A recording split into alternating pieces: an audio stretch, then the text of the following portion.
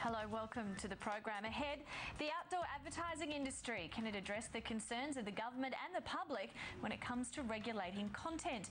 A shake-up at Shine, Origin blitzes the ratings and Wendy Harmer jumps aboard the online bandwagon. But first, the cost-cutting at 10 has begun in earnest with program cancellations and the first round of redundancies. CEO Lachlan Murdoch has told staff the tough decisions had to be made in order to stop the network hemorrhaging cash and refocus on its core strengths. Video Hits is the first casualty, cancelled after 24 years on air. It's not expected to be the last program to get the axe. For more, we're joined by co-host James Manning, editor and publisher of Mediaweek, and our studio guest this week is Richard Herring. He's the CEO of Outdoor at APN and also chairs the Outdoor Media Association. Gentlemen, thank you both for being with us. First up to you, James, I suppose, what's the very latest that you're hearing from 10 in terms of what's in, what's out? Pretty much what you said, that Video Hits has gone.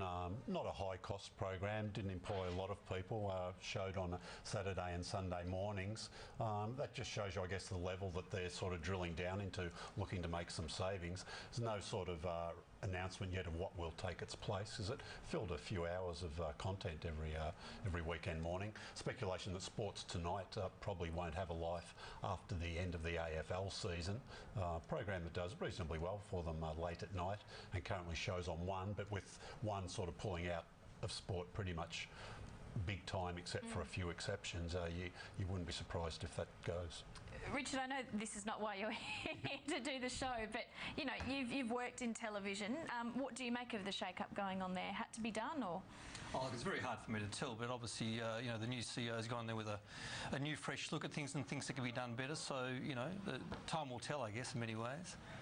The media is a pretty big customer, isn't it, for outdoor advertising? They see it as something that's very effective for them, and when they've got new shows, launches and stuff like that, they're all over it. Mm-hmm. No, definitely. In fact, it's probably grown the last 2 or 3 years, where not just TV stations but newspapers and broadly media are using outdoor a lot more for their promotion. They see it as a very valuable tool for branding and, as you say, launches of programs. Yeah. Okay, let's talk about outdoor. Firstly, with your hat on as chair of the association representing the outdoor advertisers, there was a recent government inquiry into outdoor advertising. What was the purpose of that, I suppose? Look, I guess it was really just to investigate current trends and certainly there's been some issues that have been relatively public, I suppose, with regards to the acceptability of certain advertising. So apart from other aspects, certainly for the outdoor advertising, it was an inquiry set up to see if the appropriate guidelines are being met and that the due process was being made in selecting what is deemed to be appropriate or not. Your members seem quite happy with the outcome, in effect, that they said, look, I think it's best if we continue to self-regulate, and you're happy that that will continue? Yeah, look, it was a good outcome. I think at the same time, it was a good process too, by the way, but I think what it probably did is vindicate the Outdoor Association, who've been very keen to promote self-regulation and have a very good system in place. And it's interesting, I suppose, in that there seems to be a myth out there that all outdoor advertising is inappropriate, when actually, this inquiry went to the heart and the facts of the matter, and uncovered things like, there's 30,000 pieces of creative every year, and I think there was 70 complaints, of which 7 were upheld. So in percentage terms, that's 99.98%, I believe, that were actually approved. So it's a very small amount that is deemed to be inappropriate. So it was a pretty good result. I guess, though, the problem that you have is that 0.1% or whatever it is, and perhaps the rogue advertisers, they put something up, they get an awful lot of negative publicity, which is really what taints the entire industry.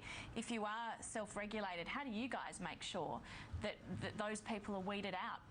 Yeah, it is difficult, and that does occur. At the same time, we have very strict processes in place to try and make the right decisions.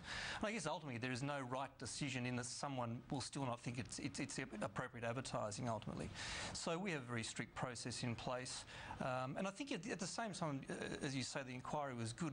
We certainly don't take that for granted and say we're in the clear, we don't have to worry about it. In fact, probably quite the opposite, where we continue to.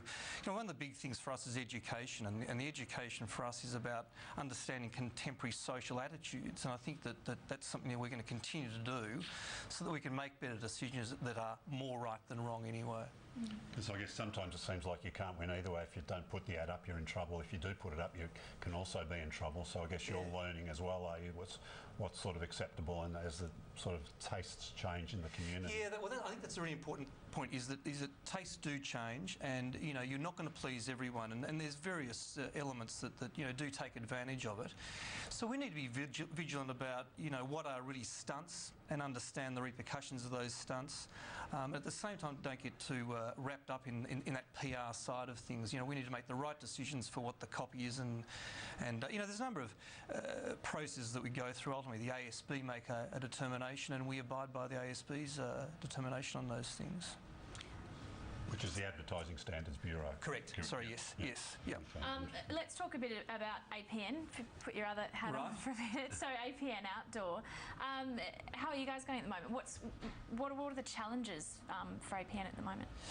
Look, I think the outdoor industry is probably not so much a challenge. I think probably more the opportunity. And there's probably two things on our pages. Firstly, the MOVE research, the audience measurement research that was introduced last year, and that's had great response, but more so we need to make sure we communicate it and continue to get people to use it, and also improve the information. So that's been a great tool that we need to concentrate on.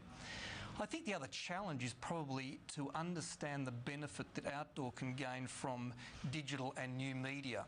Geocoding and Bluetooth and Wi-Fi and all these things. So understanding our role in all those new forms of media to expand on the advertiser's message rather than just the straight outdoor advertising. So it's a very interesting field, and something I think has got great benefits going forward.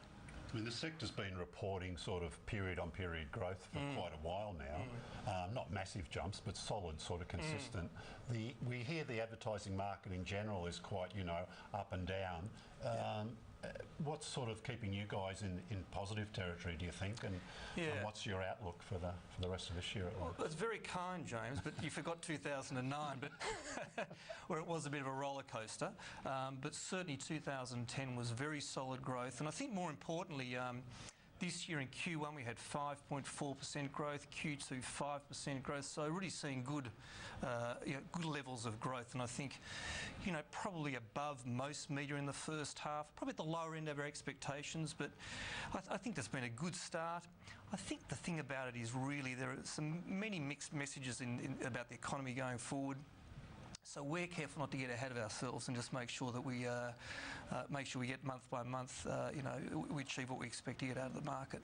One of the things we talk quite a lot on Mediaweek about are sort of rating systems, and in your world, I suppose that's measurement of audiences. Yeah.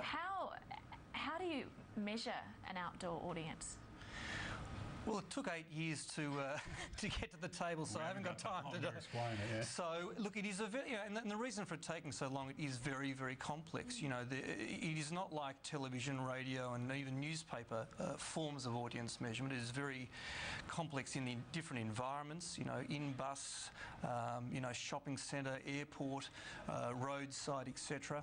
All the formats are different. There are no two formats the same in the same place. So the complexity is really the issue, which took us a long time to get a system that we believe works and is robust. So, but we have got it, and I think the acceptance level has been really positive for it. And as I was saying before, we just need to make sure we keep progressing with it, not leave it on the shelf as it is right now. I saw some interesting research you guys did recently on.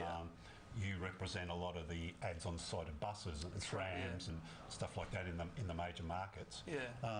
Just explain it to us. That I think the moving messages have a bigger impact than the static advertisements. Yeah, look, it's something, in fact, it's called neuroscience, which I think neuroscience and outdoor have never been in the same sentence ever, so it's the first time they've ever put in the same sentence.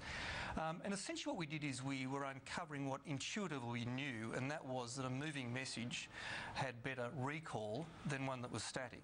So what we wanted to try and do is quantify that.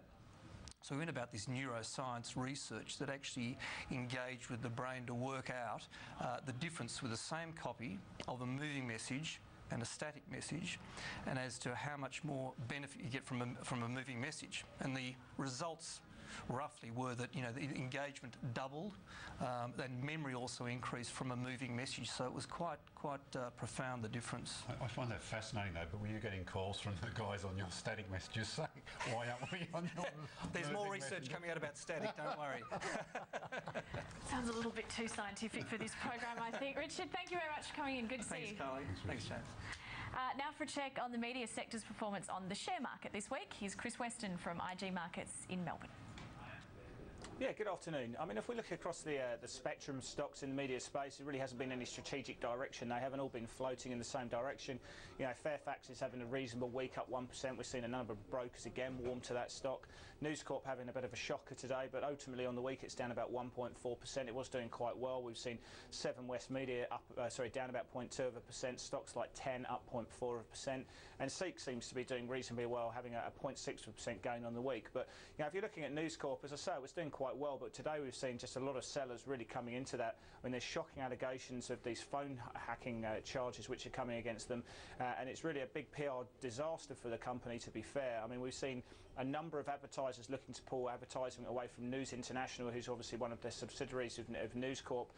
There's been talk by Ed Miliband, who's the Deputy Prime Minister of the UK, that the CEO should look to step down at some stage, or Rupert Murdoch's coming out and backing her and saying that shouldn't really be the case. But ultimately, we are seeing advertisers coming out. We've also seen talk from the Daily Mail that the acquisition of B-Sky B, which we're expected to hear from more from Culture Secretary Jeremy Hunt next week, and given the green light, should actually be delayed until after the case, which is expected to come into autumn. Given the outrage that we're seeing in the UK at the moment, 400,000 complaints, they probably will see that's going to be the situation, that we are going to see the case delayed now until autumn for the B-Sky B transaction. The other stock is Fairfax, as I say. Having a reasonable week, up 1%, but there's talk in the Fin Review that they are looking to pick up, go on the acquisition hunt for an online retailer called OzSale. That could be a good place to be going forward, considering they've got over $110 million worth of revenue which they could bring to the company. So it's another option that Fairfax can be looking at, as well as obviously offloading assets that they're doing. Chris Weston there. Well, coming up on Media Week, the Doctor of Oz. The Medico, made famous by Oprah, is in Australia. We ask him about the business of being a health brand. Stay with us.